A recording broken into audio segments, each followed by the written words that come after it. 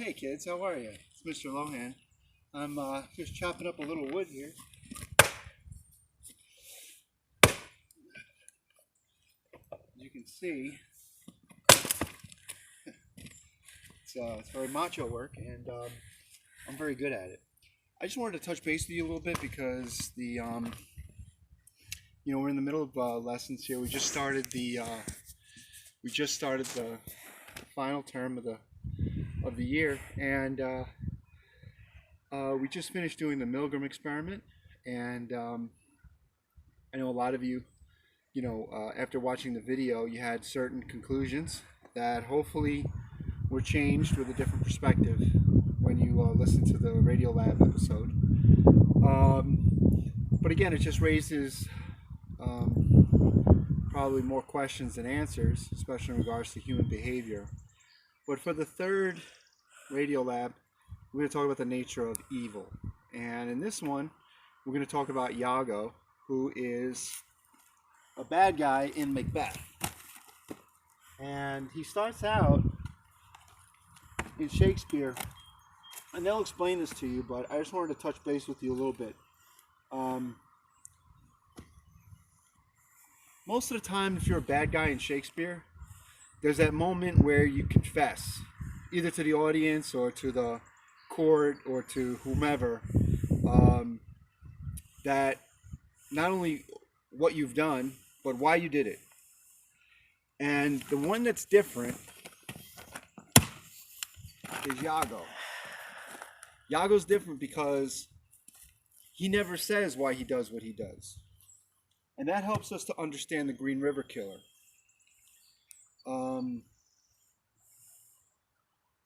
The Green River Killer, he didn't fit the profile of most serial killers. He was also one of the highest, he's probably in the top 10 of American serial killers because of how many women that he killed. Well over, some say as many as 40, 70, over 100. But unlike most serial killers, he had a very below average IQ. And that's probably why it took so long for him to get caught. The thing is that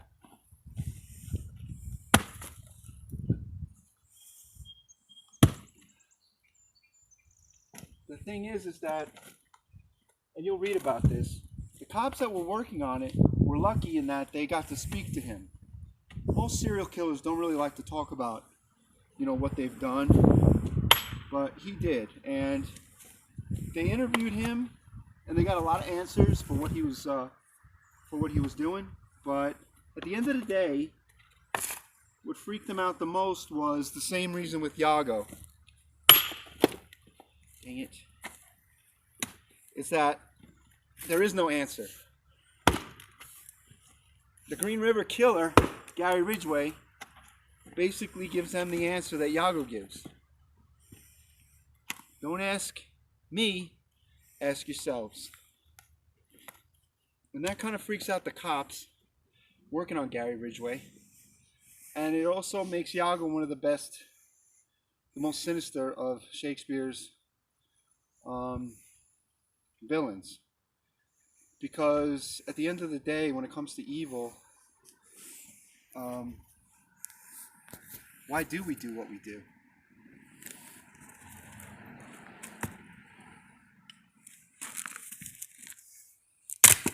There was a therapist many years ago who had a client, and the client committed suicide as a young man, and the client had a brother, and the brother came into therapy, obviously because his brother had killed himself. There were issues in the family. The parents started going in. The therapist got to know the family really well, and like most therapists, she didn't really believe in evil. She didn't really think evil existed, that it was some kind of, like a negative energy or something that could be explained. And so what happened was, the young son came in on his own, and it was his birthday. And the therapist asked her son, she said, the younger son, what he got for his birthday. He said, well, I got a box. And when I opened up the box, it was the gun that my brother killed himself with. And it was at that point that the therapist realized that there is an evil out there. I mean, what kind of parent does something like that? What kind of